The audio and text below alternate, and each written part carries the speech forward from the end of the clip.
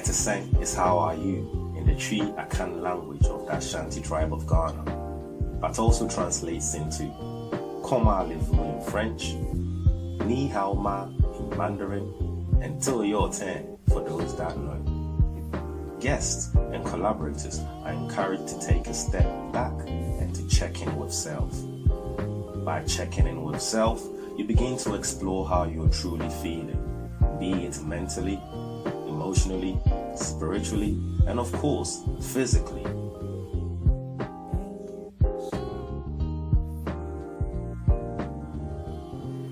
Yes, salutations, peace and love, manners and respect. Welcome to a podcast called Eti Sen.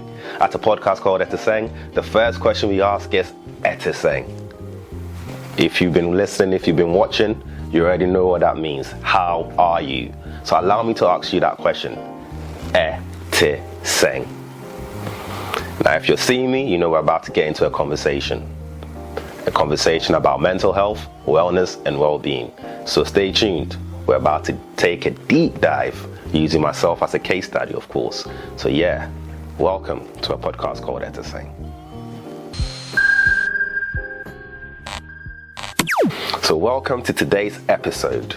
On today's episode, we're going to take a quick whistle-stop tour on mental health, using myself as a case study, talking about what mental health is, some of the statistics around it, how to deal with it, and the support available as well. So before we get deeper into this conversation, I'd like to start first by defining mental health. At the basic level, what is the definition of mental health?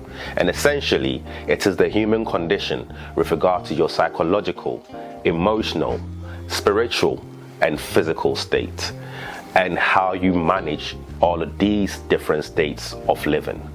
So it can be positive mental health, it can be negative mental health, it can be average mental health. That means you're fluctuating between the positives and negatives. But we are all human and we're all sharing similar experiences. And as mentioned earlier at the start, I'll be using myself as a case study. Now, if you have been sleeping under a rock, you may not know some of the information I'm about to be shared. But if you are listening to this podcast, that means you do have a bit of access, a bit of movement in terms of accessing technology, watching videos, either on YouTube or wherever you listen and watch your videos. So, mental health. Now, over the past 2-3 years, especially on the advent of COVID and some of the issues and situations we're finding in our communities, mental health has become a lot more prominent in some of the conversations we're having. There's a lot more light being shown on it. There's a lot more awareness. It's becoming normalized. Backtrack maybe 5, 10, 15 years ago, there was a stigma associated to mental health, and maybe not in all pockets of life, but definitely in some aspects of society, predominantly in the so-called developing nations. Back on the motherland in Africa, the Afro-Caribbean states in India, so Southeast Asia, Afro-Caribbean in terms of Jamaica, Barbados, Africa in terms of Ghana, West Africa, Nigeria, South Africa, wherever you want to talk about, there was a stigma. There was also that cultural significance. So the stigma was about the perception that talking about how you feel is a sign of weakness. Just get on with it. Just literally put your head down, get on with it. No one cares. Why should anyone care? We're all going through it. So why you should be listening to what you have to say about how you're feeling? Just get on with it. Fortunately for us, we're moving towards a situation whereby the human experience, the human existence is moving closer towards that frequency of love.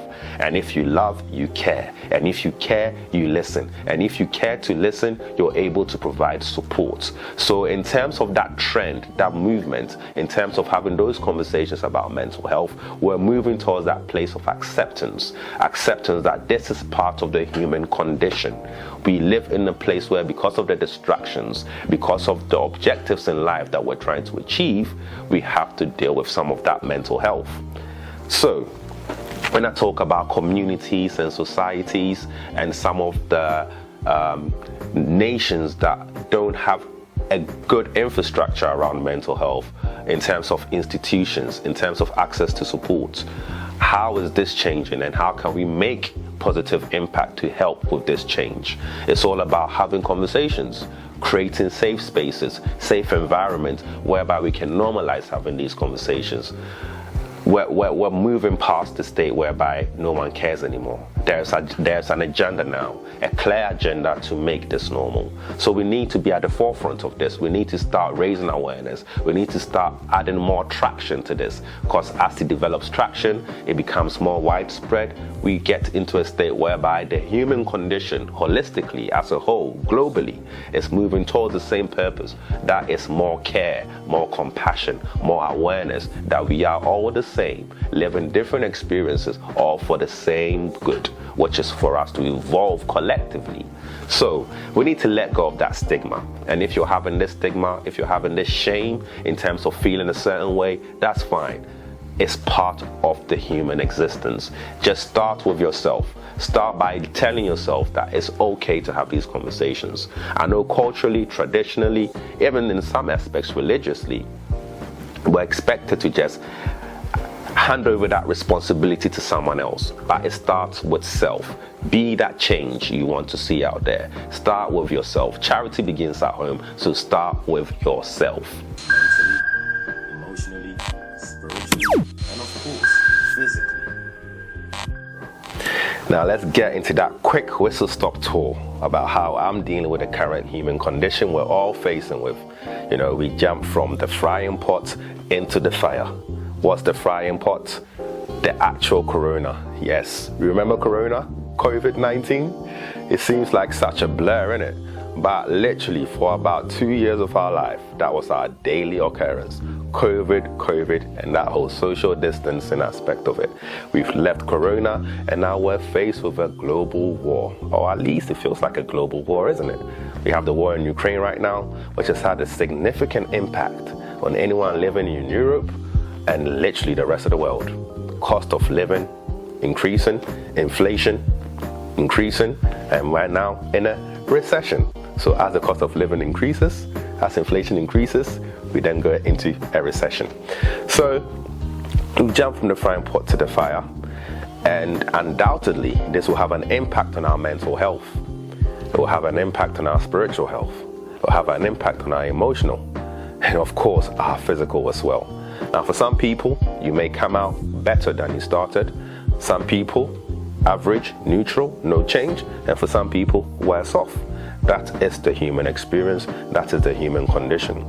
But I want to talk a bit about how I have lived through this period, especially the current fire situation we find ourselves with the war in Ukraine and the impact it's had on those living, especially those living in Europe, in the UK as well. Now for me, because of that fortitude, because I delve and have these conversations around mental health, I have a bit more awareness on how to deal with some of my emotions. I have a bit of awareness about my triggers, my micro behaviors, and why I behave the way I do. So I understand myself a bit better, and I put tools in place to help me manage and to help cope. The first step was to spend some time with myself, to understand myself, to prepare myself mentally for what's about to happen and the impact.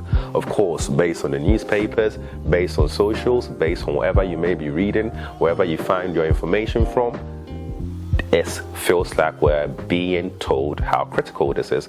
To a certain level, a bit of scaremongering, but I guess they just want you to understand the reality of the situation.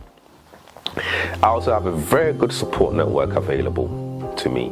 I have access to people that share the same sentiment about wellness and well-being, and if they don't, are able to listen and support me without knowing that that's what they're doing.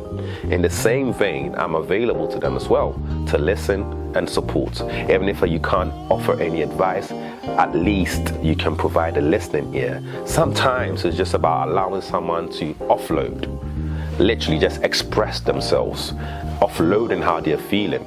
And if they're offloading that frees them, that creates a release and puts them into a better state.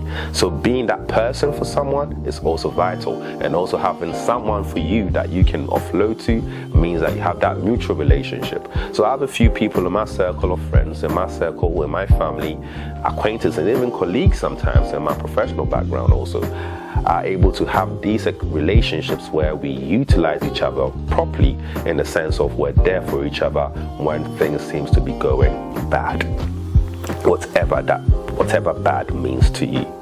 Now, Yes, cost of living has increased. However, the government is giving the impression that they're providing some support.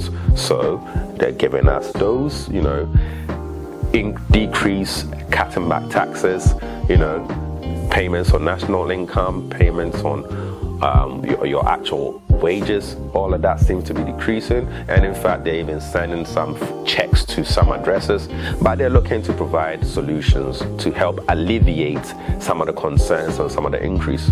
But be wary, we will pay for this further down the line. How did they get this money to give to you in the first place? From taxation.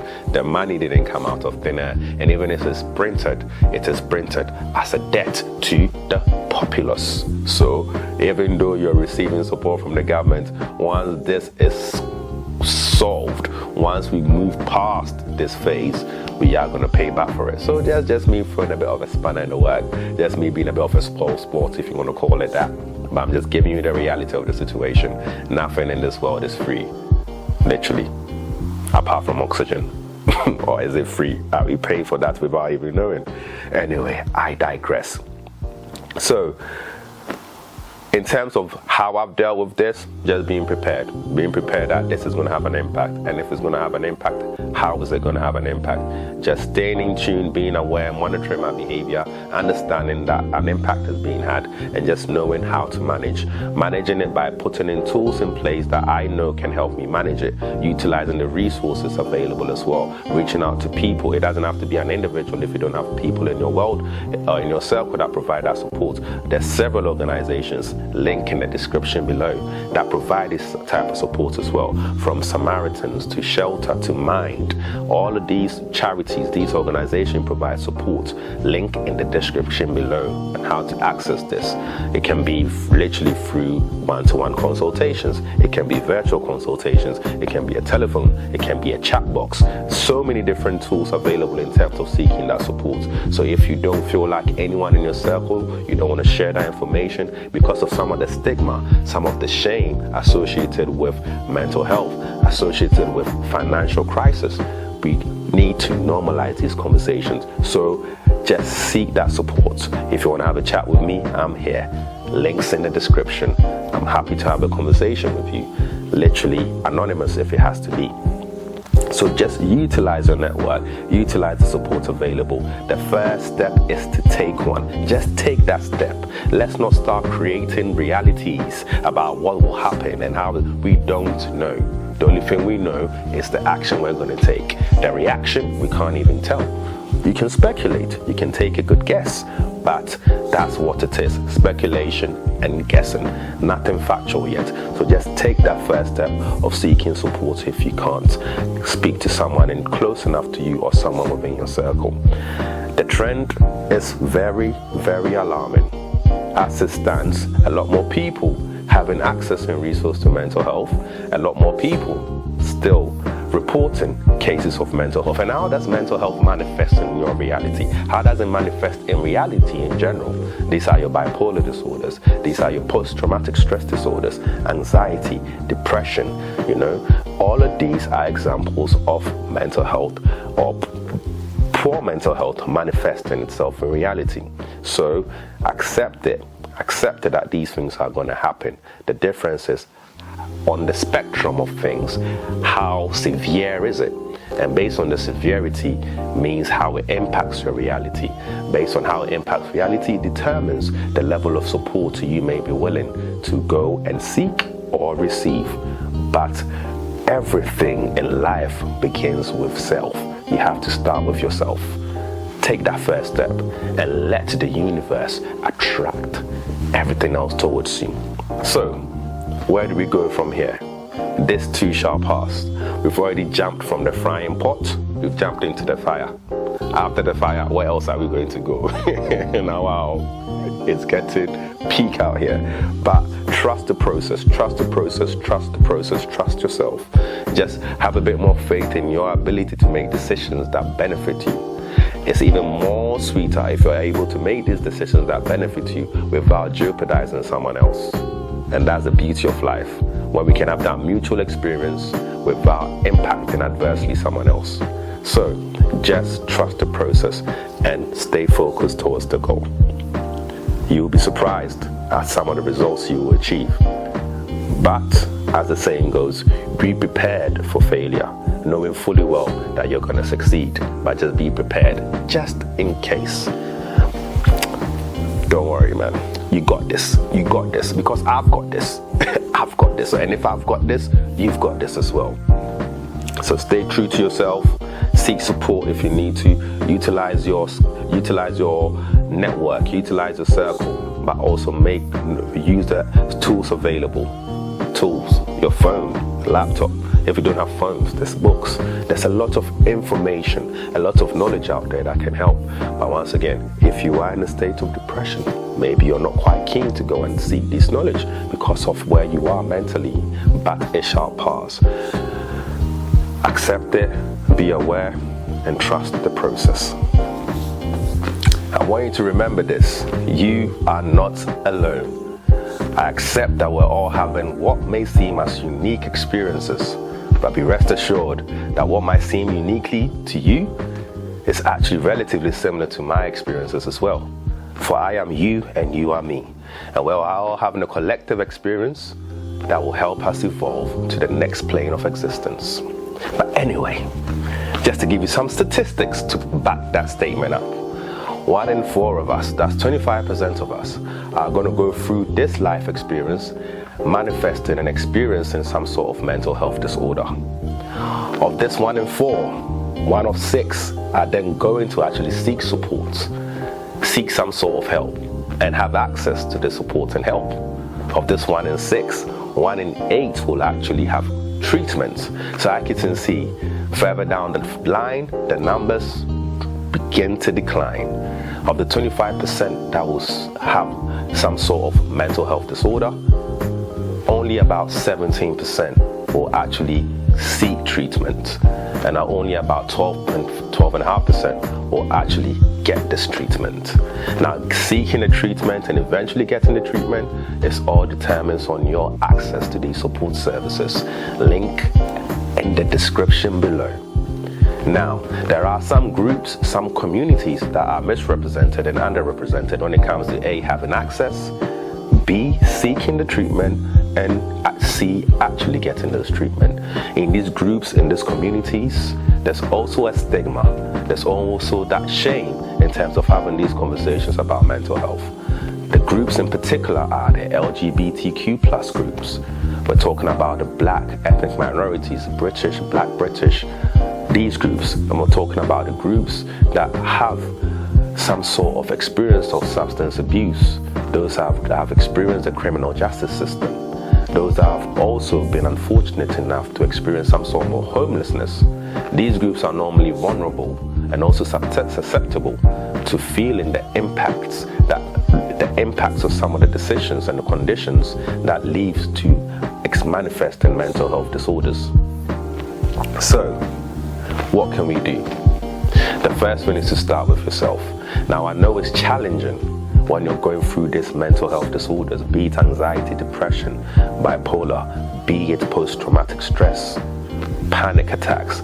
When you're going through these states of mental disorder, it's challenging to see light at the end of the tunnel. But be rest assured that there is that light at the end of the tunnel. You have to walk through that darkness to get to the light. So just allow yourself to experience it, but always in the back of your mind know that this too shall pass, because it shall. For just like vibrational frequencies, modulating peaks and troughs, such is the duality of our existence. Sweet, yet tough. Euphoric, but sometimes rough. So seek that support if you can. And if you don't have access to that support, reach out. You'll be surprised the people in your circle that can help. You'll be surprised the people in your network outside your circle that can also help. But with everything, the first step is to take one. Simply take that step towards your own personal development, your own growth. And it starts with you being aware, your micro behaviors, your triggers, why you behave the way you do. And on that journey, it's a journey of revealing, a journey of release, a journey of falling back in love with yourself. But yeah, maybe I'm just sugarcoating it. Maybe I'm just so removed from reality. Maybe I'm just stuck in my own world. Nevertheless, I am you, you are me. Thank you very much for tuning in and listening to this episode on mental health. There's more to come. Stay tuned, stay safe, stay blessed. Catch you on the next one.